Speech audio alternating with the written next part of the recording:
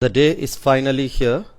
I've waited 2.5 years and 52 episodes for this.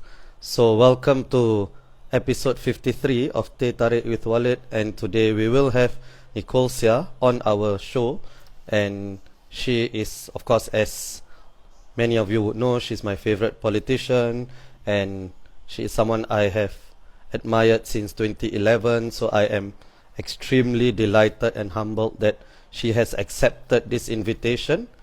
Hello. Hi, can you hear Hi, me? Nicole. Yes, I can hear you very well. So let me introduce you. And with us, we have a political influencer, one of the most recognizable faces in the East, someone who has moved the frontiers of political discourse in Singapore, an inspiration to many young people, a political icon. And we also have Nicole Seah with us. But it's true. I meant that for you. So thank you so much. And Oh, sorry, I was waiting for that person to show up. right. Okay. So Nicole, thank you. And the first question has to be, what took you so long? Ayo, yeah, I just want to say thanks so much, Walid, for inviting me on this platform. I know I've been a little bit coy about accepting for a very long time, and to be honest, it really just boiled down to time management lah. I simply just didn't have enough time to accept many speaking engagements. So I would say that yours is the only one that I accepted, and in recent times, in recent memory. And I think yours will be the only engagement that I accept for a very long time to come. And Wow. that's because, no, I mean, seriously speaking, and I think it's because I really respect your work and your platform too much to say no and decline the Oh, wow. invitation. That is such an honor. Yeah. Thank you so much. I really appreciate that. And I mean, it's the same. It's the same. I've admired you since 2011, you know. So the first question, right? The first substantive question, right? So some people have said that you have flipped from a party to another party, right? So why do you flip, or why do you change parties? And does that mean that you will go with a party that is likely to win rather than a party that is closer to your personal beliefs? Yeah, I think first and foremost, I do want to say that that might be a sign of your age talking, Walid, because when I go on my walks, right, it's only the older aunties and uncles that will ask me like, "Hey, why you change party?" But Right. actually, a lot of the younger folks, they don't seem to factor that into how they know me and why they know me. So they don't really talk about it much, lah. I think to your point about whether I chose to join the party that had the most winning chance, I would beg to differ, because I've actually been volunteering with WP for the last 7 years. And when I joined, that was in 2015. I think you know what happened in 2015. Right. I think it was very demoralizing for the opposition cause at large. And I think people just felt like, wow, you know, really no hope already, you know. So there was a lot of that was happening. And because of that, we also correspondingly saw a drop in the kind of volunteers that came on board, definitely very different from the atmosphere that was in 2011 and even 2020. So yeah, I think, you know, I joined the party at a time where not just that I wasn't really thinking about, you know, the odds of winning, but I think me joining the WP also made me reconcile the fact that when I first came on board, when I started volunteering, there was that possibility that I would never be a candidate. And the reason why I say this is because people who join WP don't join the party to be a candidate. They join to volunteer, they start from ground up, regardless of what credentials you have, you know, what kind of background you come from. You start off by stacking chairs, you know, at the grassroots dinners, all of you, regardless. You know, you start off distributing flyers. So that was really my journey into WP. And, you know, I really did not expect to be called up as a candidate, especially given that, you know, there also isn't really a history of WP, you know, co-opting individuals who have contested other parties before. Yeah. Right. So I wasn't really expecting to talk about this in detail. Like I had like this very PC filler response, you know, on my laptop. So thanks very much for teasing that out, Walid. I think you're going to get me into trouble later. No, thank you. It's okay. No. I think that was a good answer. And I think I just got pwned by Nicole. reminding me of my age. But I'm only just 1 year older than you, Nicole. Alamak. Okay, you pulled me back. Very good. Very good. Okay, Okay. so You win, so you win. is the WP PAP light? Okay, so I think for myself, I don't really think of it as like, oh, are we PAP light, or even is the PAP WP light for that matter. But I've been in situations on the ground where I've actually had to defend government policies and not just oppose for the sake of opposing. And I think it's needed because it's not reasonable. It's simply not reasonable for us to oppose everything that the government rolls out. It's not constructive or healthy for Singapore as well. So at the end of the day, I think all the parties that are sitting in parliament do want what's best for Singapore. Maybe they just have a slightly different perspective as to how they want to go about doing it. So I mean, like I said earlier, I think all these parties are largely aligned in that sense. But I also feel that both parties play a very different role in Singapore's political landscape. In the sense that the PAP feels that they are synonymous with Singapore's history, but that has also come at the expense of silencing, its critics, civil liberties, and dissent for the longest time. And I also kind of feel like that has hurt our ability to understand nuance or even cope with diverging views as a society. For example, right now as I'm sitting here with you talking, right? I mean, there are trolls, that are coming in, and obviously they are coming in because they disagree with what I stand for, or they disagree with what I do. And I think that's completely fine. But I also think that them trolling is a very poor use of their energy. And if you really feel very strongly about something, right, then, seek to build, seek to create, seek to build upon what you agree with rather than to destroy. So but I think the fact that people troll you is a sign of your popularity, right? So people wouldn't troll just anybody, right? So actually that's a signal that you're doing well if you have trolls. But of course, I imagine it's not easy for you. Actually, I don't care.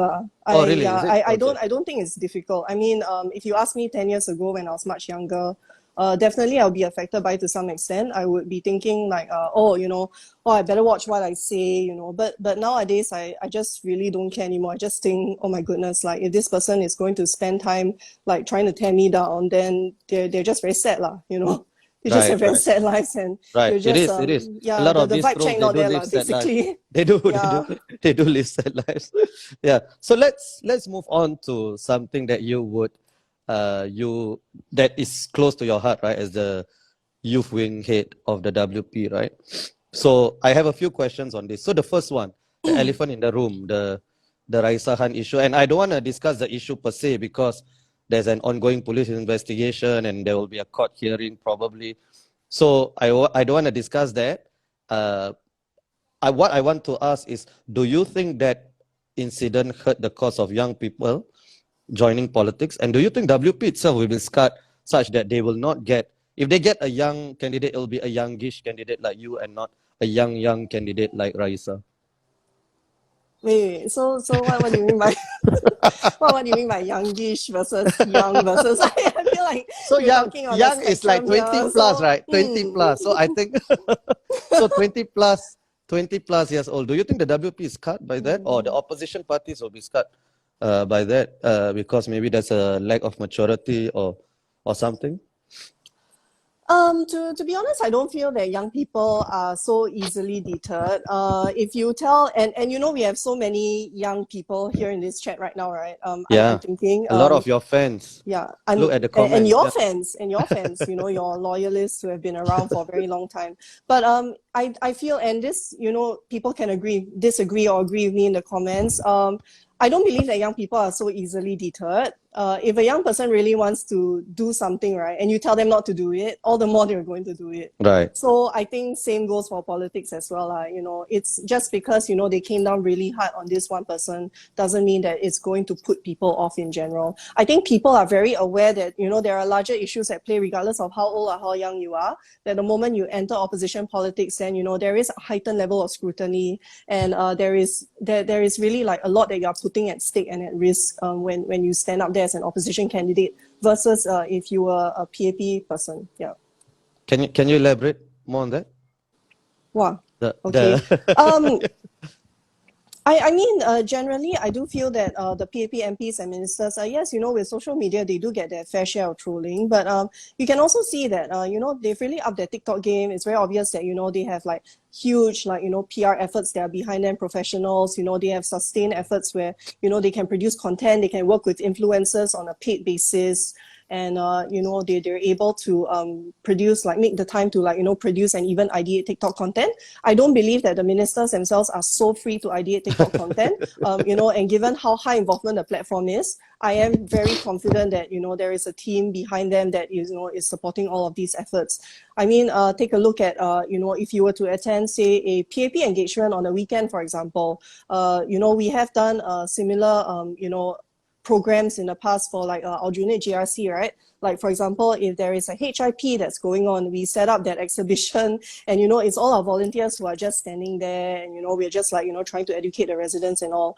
But if this was a PAP ward and, I've attended such events in personal capacity as well, what you see is that you have representatives from your PR agency, you have your legal representatives, you have your HDB representatives, you have your PA representatives, Right. you have basically all of these They have the people, team, and you have the entire machinery who basically do everything for you. And all you need to do is to show up, and you just need to, read from a script, say what you were meant to say. I mean, granted, I'm not discounting any of the work that they are doing. I think it's very, very tiring as well. And, kudos to the PAP MPs and ministers who are doing this on a daily basis. Public service is very, very difficult, but I will also say that they have a lot of resources. They have a paid team. They have the entire civil service machinery behind them.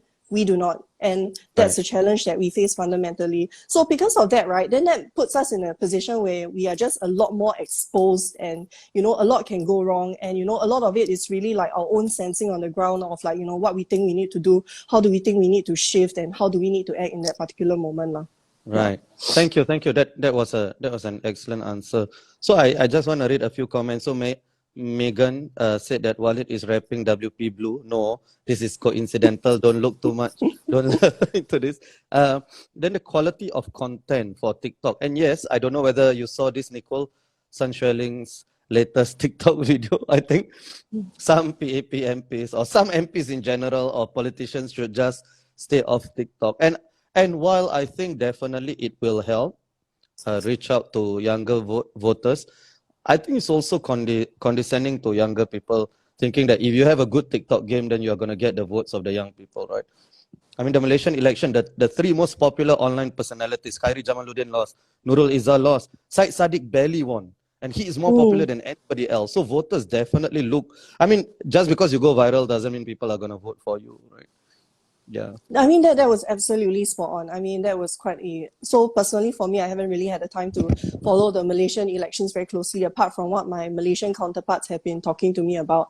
But I did make the same observations as you that like, hey, these people are quite popular. They are even known beyond Malaysia, and they've even come to Singapore for state visits and all. And yet, for some reason, like that didn't quite translate into votes. Right. So for me, that's very interesting. And that's also part of the reason why, during when it's downtime, when it's not an election period, people do ask me and pressure me on the back end. They're like, hey, please lah, you need to do more on social media. Can you please do more on TikTok? Can you please do more on Instagram? Can you do more lives? And I completely refuse. And I'm not refusing because I don't want to play the social media game, but I think it's just a hamster wheel that you're never going to pop off. And I think you're just going to be, thinking like, oh, what's the next big social media moment that I need to like get hold of? And I think that's a very irritating way to live your life, honestly. Like, that's not the right way to live.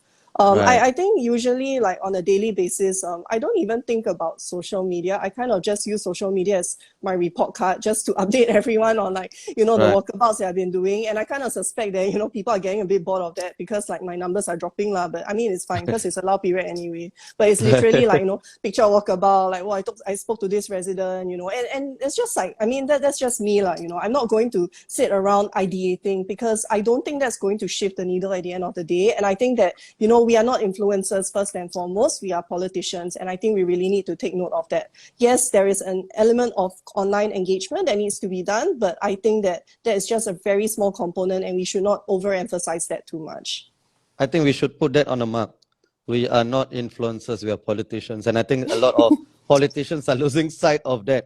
And I just wanted to say from my experience, because as you know, my parents live in Simei, and during the hustings, you came over to my parents' house twice, and the PAP wasn't didn't even come once, or maybe we're not in, I don't know, but we didn't see her once. And I think nothing can replace the ground game, right? Especially in systems like ours, right? It's not proportional representation system, it's a plurality system. So nothing can really replace the groundwork where the connection between the candidate and the constituents really matter. Yeah, understand. I think I'll just make a slight comment to that, and maybe this is me like, kind of not wanting to say like, wow, yeah, you didn't see the PAP MP, yeah, then you saw me twice, But Right, I right. think to be fair to her, she's been there for a very, very long time. She knows the ground very, very well, and I think she's done a lot of great things for CME, and she's also spoken up for CME as well. So I think that's something that I will also recognize, and I feel that that's good in a sense, because when there's that level of competition and you see that the incumbent is working so hard as well, right? It just makes you feel that there is a lot more that we can do as a party if we were ever to be elected into that area. So I think it's very good also to be self-aware of Right. not just the hard work that you're putting in, even though it is very hard work and it is quite painful at times, but also what the other side is doing, and the fact that they are able to like up their game to such a level. And it also makes me wonder, on a regular basis, would we also be able to perhaps achieve that level of impact without the same machinery? And I think that perhaps might involve us working in maybe smarter ways, more nimble ways. I don't have the answer yet. That's something that I still mull over on a regular basis. Right. Thank you so much, Nicole. You are so nice to your political adversaries, and I think that's really the tone that politicians should be setting, right? And I think it will trickle down to the general public. So thank you so much. There are too many questions here, so I'll just read off a couple that I can. So how do you feel about the extremely close contest in GE 2020, where you gave Heng Swee Keat a run for his money? Do you expect to almost unseat the Deputy Prime Minister? So this is by Arun. Not at all, actually. So I remember sitting there in the nomination center on the day itself. He had walked in very, very late. All of us were just sitting there and wondering, like, why was the entire team there except that one last person, and who was that person going to be? And so he showed up about half an hour or 15 minutes before the close of nomination, and that was a huge shock. I wouldn't lie. And I remember thinking to myself, do they accept pay now for election deposit? Because maybe I need to just send a PayLah and like take a bus home, right? But I mean, that's the thing, right? Like, so it goes back to my earlier point about when you were saying that do you join WP because there is a good chance to win.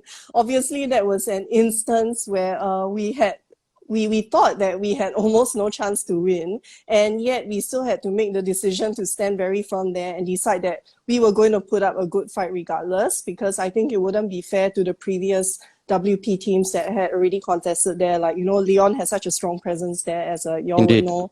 And, even Gerald, and Dennis and in Fengshan, everyone still remembers them. So I think we felt that we needed to do right by that and at least put up a good fight for everyone and a good alternative. I think the last thing that voters want to see as well is that, they're choosing between a rock and a hard place. When they look at you and go, oh, but, you're as enthusiastic about this as a pair of wet socks. So why should I vote you in? I don't want to give that impression to voters as well. I think we had a responsibility to do right by them. Yeah. Right. So the second time, right, that you almost laid a prime minister. One was a former prime minister, the other is a future prime minister. So basically, it's because of you, right, that Lawrence Wong is the prime minister in waiting.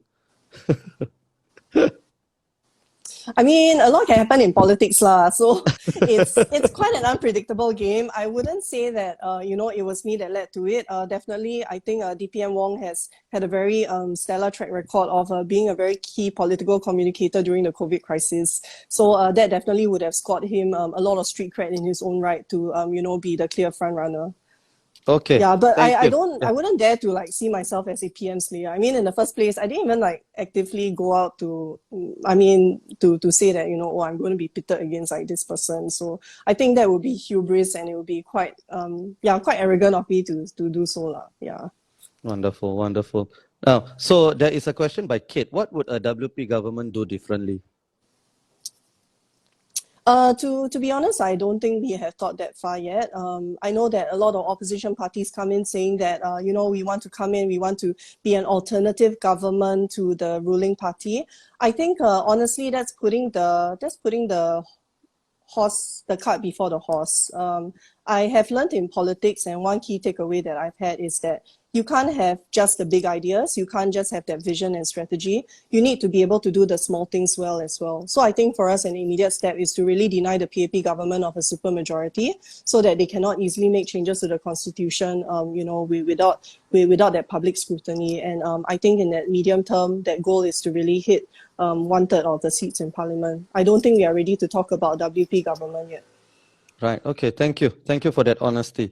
So let's talk about something that you've quite passionate about, and something that was debated in Parliament recently, the climate policies. So how exactly does the WP differ from the PAP? So for those who may not understand the intricacies of the debate between James and Grace Fu, right? How would you characterize the differences in these two parties' policies, climate policies? Yeah, so for me personally, what I feel is that, and this is very interesting because we just recently made that point about how, you can have that big picture, but if you don't have the tactics and the small steps to back it up, then it kind of rings hollow. So I think same goes for climate as well. Climate as a whole is very, very far reaching. So every time people say that, they want to champion climate change, like what exactly is it within climate change that you're looking to champion?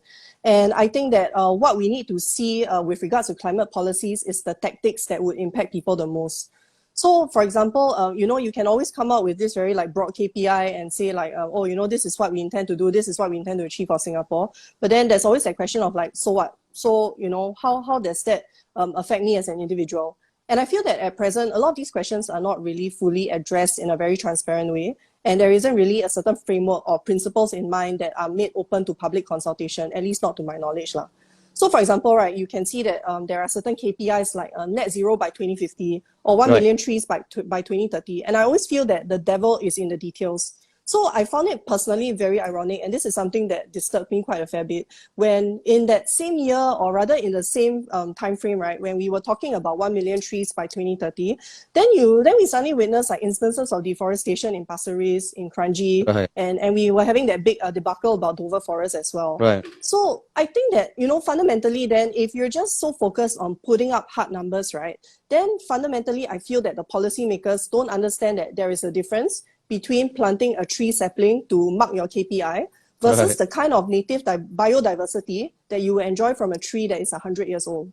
I mean, granted, we always have to learn how to live in harmony with nature, and there will be instances where if it is a threat indeed, to human safety, if the tree is going to rot and collapse, and then that might cause a traffic accident, then yes, of course, we have to make these difficult decisions to remove the tree, or to replant it or to relocate it elsewhere. But I think that a lot of these KPIs are really made without considering these things. So it's almost like there is a lack of appreciation for what we need to do to preserve biodiversity.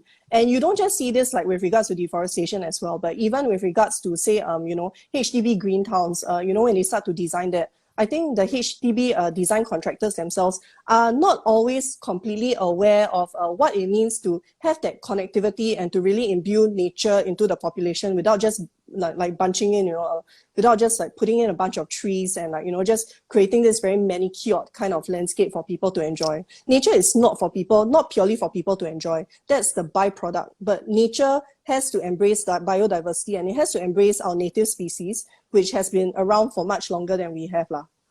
Wow. Yeah, sorry, I No, that was excellent. I think so many good sound bites, right? So thank you, Nicole. I think Kate responded, said, "Oh my God, yes, thank you for bringing this up. Literal example of missing the forest for the trees."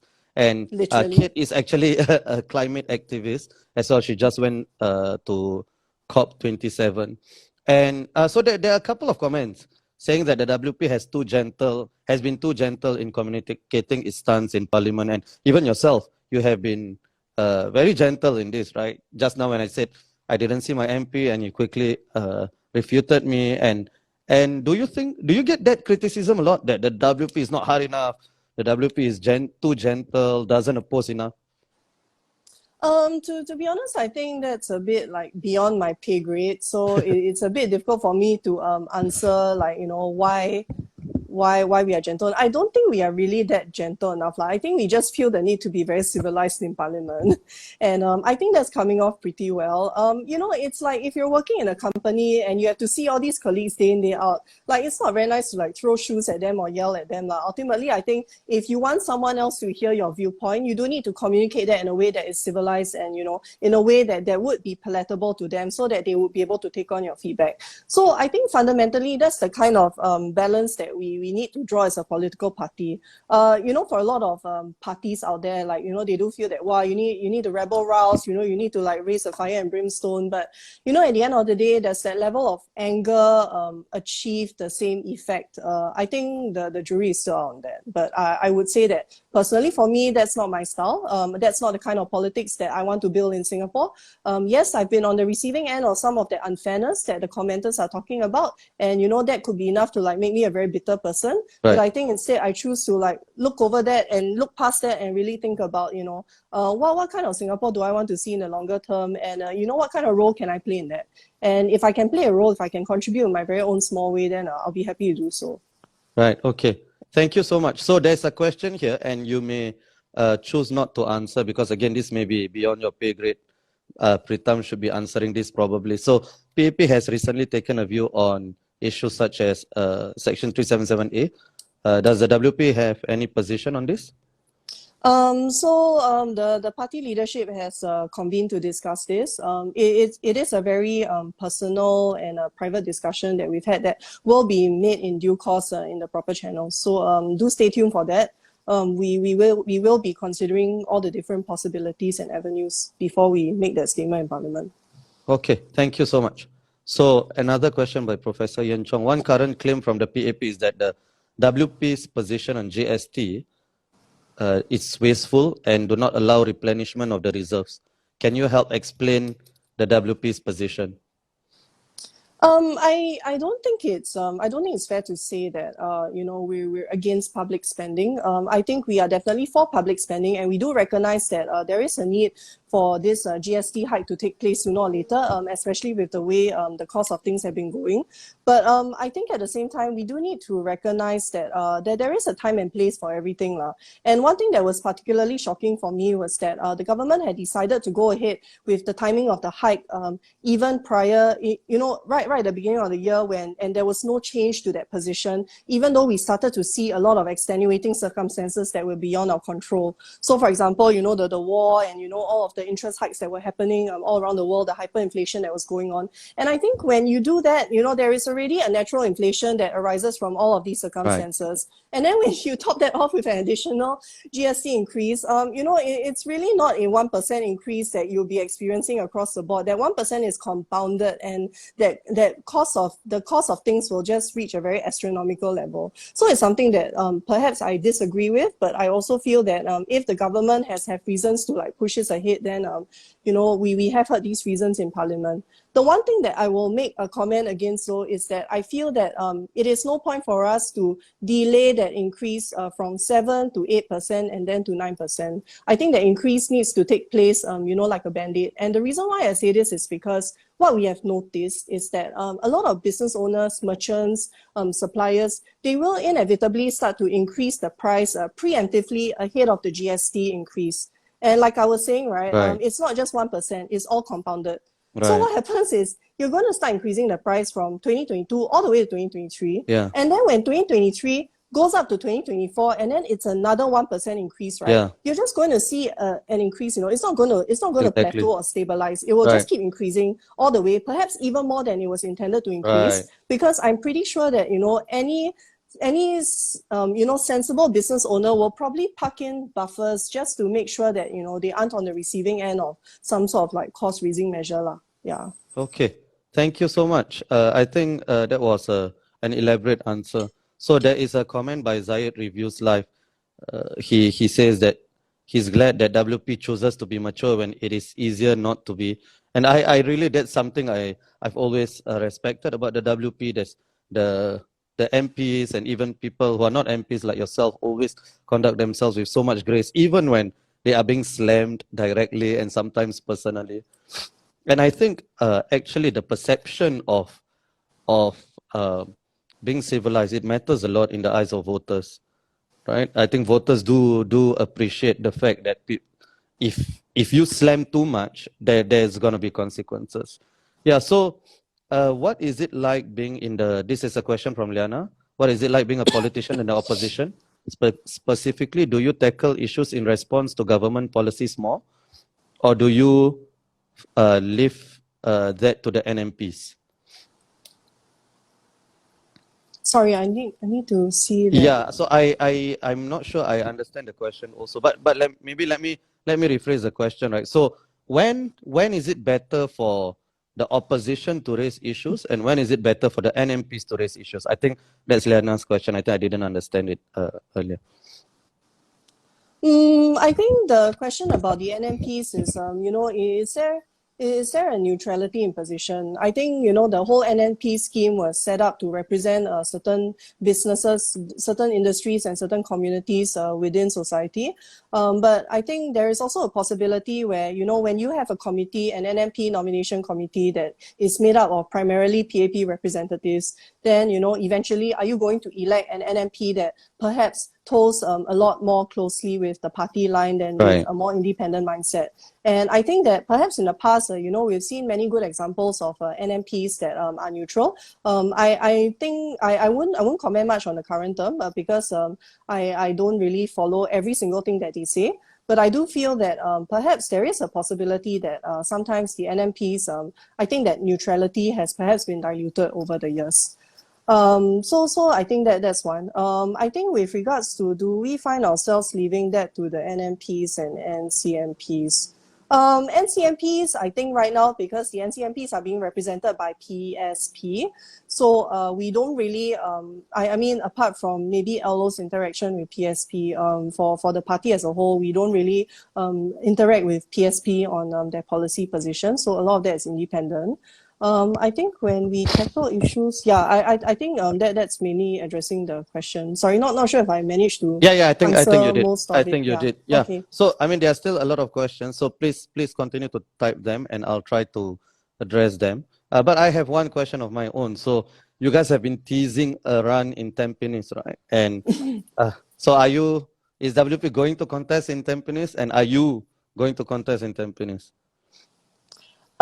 So we recently had hammered outreach in a few markets in Tampines, like, the round market, and the reception was pretty decent. Lots of people came out to ask us the same question. But I was chatting with Mr. Lau after that, and he told me that people have been asking that question for years. Yeah. So I think, again, that's a question that's beyond my pay grade, and you might have to ask Pritam directly. Okay. Yeah. Yeah, so I think the WP should. So my own MP is Mr. Bayam King, and I like him a lot. He's very on the ground. I don't think the other members of the team are as strong as him. And I think the evidence for that is the opposition that contested against them was barely here. I rarely ever saw them. In fact, the posters were also almost non-existent, and they got 34-35% of the votes, So it seems like Tampines is there for the taking, right? But okay, hopefully when Pritam comes on, I'll ask him that question. It's interesting that you talked about that, right? I think one thing that we realize is that it's not so much that, every time we talk about that hardcore opposition base, right? It's not just that 30-odd% that, and then that remaining 16% that you're looking to win. But what we found historically is that there's always a middle ground that is very, very hard to hit. And this is like anywhere between 3 to 5%. That could correspond to easily 5 to 10,000 votes, depending on the size of the GRC. So I think we have had, we have had instances where, and that's possibly the reason why East Coast has always been cutting so close the last couple of cycles, right? So we can win over a very large majority, no matter, how good the team is, or, how strong the team is, or how united the team is, or, what kind of performance we put up during the hustings. But at the end of the day, it's always that small percentage that is very, very hard to swing. And the nature of that demographic differs from area to area. Yeah. Right. Okay. Right. So, but I think you've done how many walkabouts in Tampines? How many walkabouts? I have only participated in the hammer outreach, so that was about, maybe we went to 4 different markets. Yeah. Okay. Wow. Okay. Which is the So, Street 81 side and the Round Market, and then there is the one that's closer to Tampines East. Yeah. right. Okay. Thank you so much. So there's a ridiculous comment here. West side, best side. Please come to the west. Like even that person doesn't believe what they're saying. Crying emoji. Yeah, crying Yeah. emoji. Yeah. Okay. So, what is one big idea you have for the youth wing that you wish to achieve in your capacity now? So when I started my term with the youth wing, I actually drew up a roadmap of everything that I wanted to do, the objectives I wanted to achieve. But I think the objectives, by and large, so I'm currently in my second term as the youth wing president. Because I recently got re-elected into the Right. CEC. So these objectives, I feel, I mean, I've been revisiting that in the last couple of days, right? And the objectives by and large remain the same. But I realized at the end of the day, and this brings me back to my earlier point, that when it comes to politics, one has to do the small things well before even thinking of the big things. And that's a hard lesson that I've learned over the years. And which is why, as for myself, I do have a tendency to just focus on really a lot of the grunt work. So I think for now, right, as long as we can move, for every new dedicated youth volunteer that we manage to move, or, even if we move the needle on getting young people more acquainted with this idea of being associated with a political party as a member and making that whole concept mainstream, I think that's really a win for us already. And that's something that you might not even achieve, even if you have the best social media content, or, Right. Even if you have the most exciting and fun initiatives or programs, it doesn't necessarily mean that people will convert and want to be associated with a political party. So I think that's the biggest challenge that we have to crack. I'm not sure for the PSP and the PAP. I suspect that it's pretty much the same. And I'm also not surprised that people feel this way, because when you are in your youth, right, and when I say youth, I mean very loosely 16 years old to maybe 29 years old. Oh, No okay. lah. So now, Yeah, okay. our age, yeah, correct. Actually, my age, yeah. Yeah. I Right. hope So no one goes 16. into Wiki and Poffmas me right now. But yeah, my age. Yeah. So So 16 to 29, you would define no, as your so target I'm audience. thinking 16 to 29 is actually very difficult, but that's actually where you need the energy of the youth, right? But it's quite difficult to win these group of people over because they are still finding their footing. They are Right. very, very busy with friends, very busy with uni, very busy with deciding and thinking what they want to do, struggling with getting used to, the day-to-day grind of, that first job that they are embarking on. So there are a lot of factors in place. And I think a lot of people are still at that place in time where they are making a decision of, do I want to contribute in a larger capacity? Do I want to do this? Do I want to do that? And there are so many different causes out there that, it's really very difficult to tell people hey, WP is the best cause that you could possibly step forward and be a part of, because the reality of it is that, when you talk about real change, right, a lot of that change also happens with, the social, the VWOs, the NGOs, the social workers. So, a lot of that hard work also happens, and we need to recognize that. But at the end of the day, policies do to some extent also influence the outcomes and how these people on the ground are being affected as well. Right. Yeah, so I think that there's a bit of it's a confluence of all these factors, I Right. would say. So your ultimate, is it fair to say from your answer that your ultimate priority is still getting the ground, like going to the ground and expanding the reach of WP as much as possible? Not so much of that. I think that is maybe more of my objective overall as a politician on the whole, or I like to call myself a political activist because I'm not an elected official.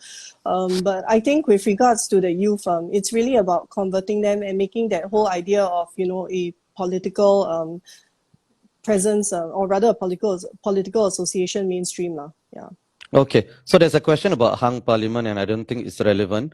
I think Nicole already said earlier that the target now is 1/3, and even For that's parliament. yeah. Oh, actually, I'm quite Oh, you I'm want? quite happy to answer that Oh, question. yeah, I think carry it's on, quite please. interesting. Yeah. Please. No, because I think when we talk about hung parliament, the reason why it's at the forefront of our minds right now is because we're looking at the Malaysian elections, right? Yeah. And then everyone's like, ha ha ha, all the votes are in, it's being tabulated, but then you're looking at PH, PN, BN, they're all trying to see who can win over who to win over that small party to make up the numbers to form the government. And I think across the causeway, maybe people are I don't know, making fun of that or laughing at that or thinking wow, what a horrible place to be Yeah. in. But you know what? The reality of it is that it doesn't even affect people on the ground right now. They are still Right, going about right, doing their jobs, living their lives. right. They don't care that there is a hung Exactly, parliament. So the interesting thing and outcome of that is that then you start to realize that, hey, people are not pillaging the streets. They're not exactly, rioting. You know, they're just following the democratic process. And I think exactly. there's beauty in that. I don't think that Absolutely. we will, yeah, I don't think we'll ever reach a stage where we have a hung parliament in Singapore, not yet. But I also believe in Singaporeans and that, you know, if we were to ever reach that stage, I think that Singaporeans would trust that things would work out for the best. And, you Right, know, they would exercise their democratic vote in the event that it doesn't. So right. I And do have trust in the system overall. Yeah. absolutely, 100% agree. And I think the Malaysian case, for all of Malaysia's political problems, I think it's extremely inspiring. Two turnovers without any riots, bloodshed, and people just go on. Is life as per normal? And I think that is the lesson that we should be taking. You know, even if there is the withering of one party's dominance, right? It's not the Yeah. end of the world, right? Absolutely. So I 100% agree. And also the point about trusting voters. So if you accept voters' will when you win, you cannot reject voters' will when you lose, right? So Yeah. which is it, right? When are voters smart or not? So it cannot be that when they vote for you, they are smart. When they don't vote for you, they are not smart, right? So you cannot have your cake and eat it. Yeah. So there's one question by Prof. Yuan Chong. So what's the one thing that WP can do better?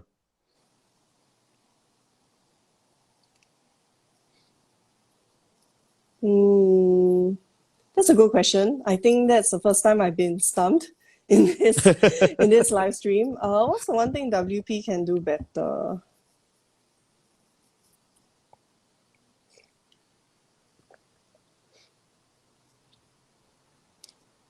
Or maybe you're fine just the way you are. No, I don't think we are fine just the way we are, but I also recognize that whenever people try to hold us to a much higher standard, I also think that there needs to come with the recognition and acknowledgement that there are a lot of hiccups, a lot of road bumps, speed bumps that are put in our way to prevent us from doing things the normal way, lah. So I do think that people need to be cognizant of that and recognize that before asking us like, what do y'all need to do better?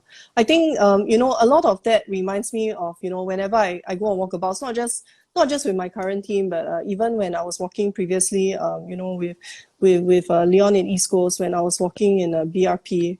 With the BRP team and people always tell us like, oh, you need to work harder, you know, you need to do more. And then I literally tell them very honestly, I say, I'm already walking 3 times a week. You know, I'm the president of the youth wing. We do try to organize activities from time to time. All of this is volunteer work. We have to manage volunteers. We have to do a food distribution. We also have to, you know, attend CC meetings. We have to, you know, just be part of like party level activities as well. And it takes up a lot of time. I also believe that politics is not the be all and end all at the end of the day. We need to recognize that politicians, especially the ones that are operating in a voluntary capacity, at the end of the day, human with families that we need to feed, bills that we need to pay. So I feel that I've been a lot more firm about my boundaries as the years go by. Yeah, I don't feel that pressure to do more, to be honest. It's not Wow. because I don't want to do more, but it's because I've made peace with what I can do and what I cannot do. And it doesn't fall on the individual. It might not even fall on the current party. I do believe that when the time comes, if people are ready for that change, it will be a generational shift, regardless of what the people have been doing day in, day out. But I do believe that everything that the current members and volunteers of WP are doing now do contribute to that larger goal at the end of the day in our very own way and in all the small things that we are doing. Yeah. That is such a refreshing answer. I mean, Sarah is DMing me. She says, "So good, Nicole. That's 100% honest response. I love it." So thank you so much. I really enjoyed that answer. So there's a couple of interesting questions, and I promise we won't go for too long more. So you vote. So Malaysia recently had reduced the voting age to 18. Do you think that's the way to go for Singapore? Yeah, I think that's something that the WP manifesto has been advocating for, you know, in the G 2020 manifesto. So that's something that we definitely want to push for. I do believe that the youth of today are becoming a lot more discerning, a lot more savvy as well. They're also getting their information sources from many different places, and they're becoming a lot more politically aware compared to before. So, Right. you know, even during the hustings, like we've had people come up to us, 9 years old, 8 years old, saying that, they know who we are, what we do, what we are standing here for. And it's not just their parents, but, they are reading all of this based on their own interests as well. Yeah. Wow, So 8 I years think that's old, a very 9 years encouraging old. sign. Wow, Yeah, yeah. I mean, wow. I think if you like scroll back to my Instagram post Yeah, from 2020 and even like last year as well, when I was doing a couple of walks in a 216, I had like little kids like, come up to us and like, just chat with us. And I'm always very, very happy to chat with these kids and just to understand like where they got that interest from, because it's always healthy to be interested in these things from a young age to really understand what you're getting yourself into. And I think that's a much better place to be than being politically apathetic. right, absolutely. The worst is to be apathetic, right?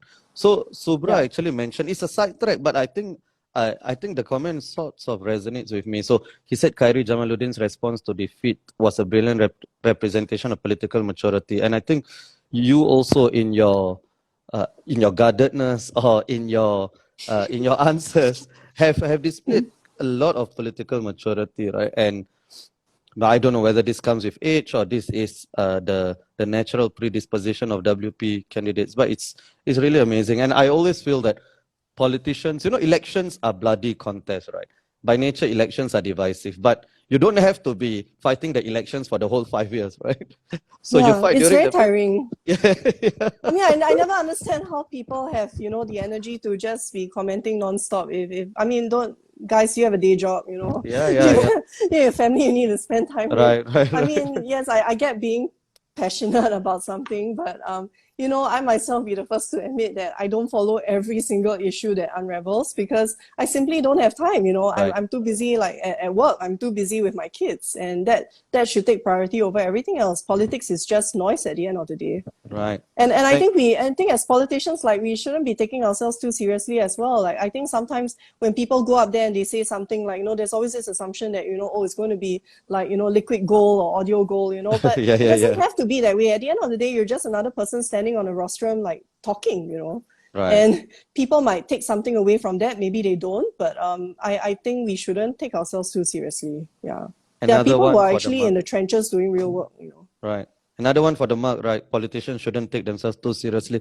But Singapore politicians, especially PAP politicians, take them very seriously, themselves very seriously. So I do think you're right. We need to change that. So just Yeah, to maybe yeah, to yeah, carry some on, carry on. extent, they treat it as a very like, life or death situation that, Yeah. they are doing right by the party if they defend the seat and they are not doing right by the party, they don't defend the seat, or even by extension, for the country.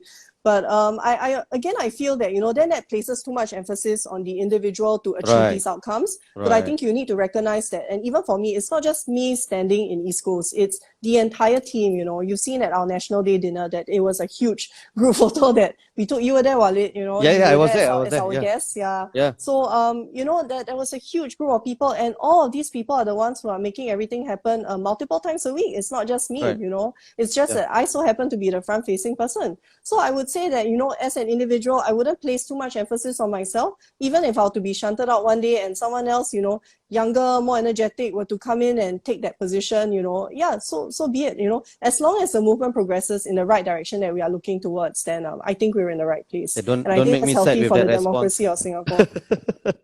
I mean, I'm just saying, Yeah, but I was there at the WP National Dinner. It was interesting because there were a couple of tables for public intellectuals. I think Professor Yen Chong was there as well. I was with Professor Chiran George, and I was sitting at the table with East Coast activists because it was a halal table. And you are right. These people are those who do the groundwork. Even a couple of them have been to my parents' place before. So there is a whole team. I won't say machinery because this is volunteers, right? These are not yeah, paid activists or anything, but there is a yeah. team, people that really sacrifice a lot for you guys. Okay, so let's try to. I wanted to ask just two more questions, right? One is, you mentioned that very early on that the PAP has certain advantages, right? And one of the things that maybe you don't experience, but I know other colleagues of yours experience, is that people don't want to take photos with opposition candidates or MPs sometimes, right? And for you, it's different, right? Because you are sort of a superstar. So do you think that's still true from your experience, or is that no longer true? First up, I would say that the real superstar is Jamus. You should see him on the ground. It's just everyone's queuing up to take photos with him. Oh, So come on. yeah, I was the real there at Sime superstar is Jamus. MRT. I was there at Sime MRT. There was a long queue waiting to take a photo with him, including myself.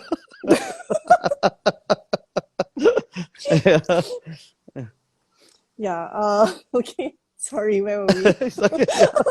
So the superstar, you said Jamus was the, in your false Yeah, Jamus humility, is you the say Jamus is the superstar. real. No, Jamus is the real superstar. I mean, he's just all around like just very, very popular, and I think deservedly so, because it's not just his credentials or his eloquence, but it's also the fact that he works so hard day in, day out on the ground. Right. Yeah. So Okay. Sorry. Go back to the question. See, I forgot again. yeah, so do you still see that happening, or has that reduced a little? So where people don't want to be pictured with the opposition, for instance. It definitely has reduced quite a fair bit. So just sharing my own personal experience, right? When I started volunteering in opposition politics in 2009, and I was doing house visits or even market walkabouts then, people would literally threaten to call the police on me. Whoa. Yeah, or they would see me and they would go, no, and then they would just bang the door. So it was very scary. Wow. I mean, as in, it's quite funny now when you look back on it, but I think back then it just really hit home that it was very, very difficult to be in an opposition party in Singapore. And there was always this sense that, if you join these parties, then, are you a lunatic, or, are you just like really crazy or something?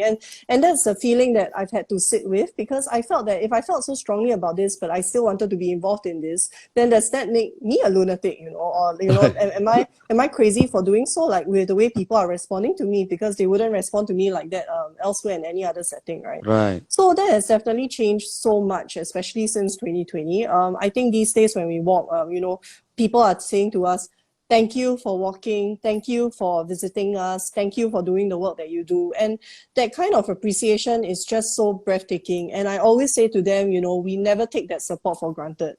It's really something that's very, very surprising to us that, I would never have even fathomed 13 years ago. Yeah. Right. Thank you so much. And I didn't know that you've actually people threatened to call the police on you. And when do you see the shift happening? When did I see Circa the shift happening? 2014, 15? Definitely in 2011 onwards, but Okay. that was very, very slight. I think it's become, so I really think that if you think that 2011 was the social media election, I really think 2020 was the social media election, That was where like people were really campaigning very hard online. That was where we weren't even allowed to hold physical rallies for the first time. So I think that's where a lot of people started to really familiarize and really warm up to the idea that a politician has a social media presence, and it's okay to be seen with a politician on social media. Right. Yeah. So I mean, yeah. No, thank you. And I think one of the things that we need to do is also to normalize the opposition, right? Because the opposition are not enemies, right? They are people, patriotic, loyal Singaporeans who also, they have a different point of view from the government, but that's fine. That's healthy for society. And I can imagine also maybe in 2011, platform like this probably wouldn't have existed, right? So let's end on a conciliatory note, right? So who is your favorite PAP politician other than SM Taman and Louis Ng? Who is I know that will be it's so easy. Everybody will just say SM Taman or Louis Ng. So he made it very difficult for me there. Cannot. Wait, PAP MPs, I need to go down the list now, because the one in my head is always Taman. Oh no. Who? I cannot think already. My favorite PAP MP. Can be passed also. Yeah, can be passed. Wow, you really left me stunned there. How? Okay, sorry. I'm just quickly scrolling through the list right now. I'm panic scrolling. Yeah. This is the yeah. You stumped the first me, time. man. Yeah, you really stumped me. First time you're stumped. Yeah. I would say if DPM Heng Swee Kiat, Oh, okay. out of all of them. And I think that fundamentally the reason why I say this is that we managed to have a couple of private conversations away from the media scrum, and we spoke in private, and I just felt that he was a very kind person and a very, very nice person, and that kind of combative sort of episodes that we were having during the hustings. I think he also recognizes that it's something that is probably something that he needs to do, but it was very obvious that it's something that it wasn't part of his personality. So he's very, very smart, but very humble at the same time. And I could just tell that he's a very, very kind man. Yeah. Wow, So that was something that I was very warmed by when I spoke to him. that was a scoop indeed. Nicole, thank you so much for choosing this platform to do your interview. I know you are extremely busy with party work, and you got your second child relatively recently. So thank you so much for everything, and I really hope you will be an MP one day, and I really hope you'll be contesting in my. I never ever say who I'm gonna vote for, but if you are contesting in my ward, that's one vote for you already. Thank you so much, Walid. I do want to say this as well. I come into politics not expecting to be elected at all. And the reason why I say this is because politics in itself is extremely unpredictable. So I always tell residents when they ask me like, hey, what do you think are your chances for next round? No, I always say that we'll just work very, very hard. We'll just give our 100%. We'll just do our best. But at the end of the day, voting is a very, very personal choice and something that we respect regardless. And whether you choose to vote for us or vote for, the other side at the end of the day, we respect that wholeheartedly, completely, and it doesn't stop us from continuing to do the work for you. So I would say that's my main takeaway. I don't expect to be elected because a lot can happen. But I would say thank you very much, Walid, for inviting me. You've had such eminent guests and personalities on your None Teh more Tarik with eminent Walid than session. today. No, that's not true. I mean, it's really been a huge honor. And like I said before, you really have this way of speaking to people in a very relatable way. And you always have this way of like breaking down very complex, arbitrary political concepts into something that's very understandable for people. And I think that's why you are so popular, not just as an academic or an intellectual, but as a real person. Now So I get really, me really respect that too much. don't get me crying, okay? So You got tissue? You got tissue? You pack your tissue? Got tissue box? I got tissue box here. Okay, I give you tissue virtually. but thank you so much. I really appreciate it, and it was a really fun Yeah. conversation. I think you were extremely honest as well.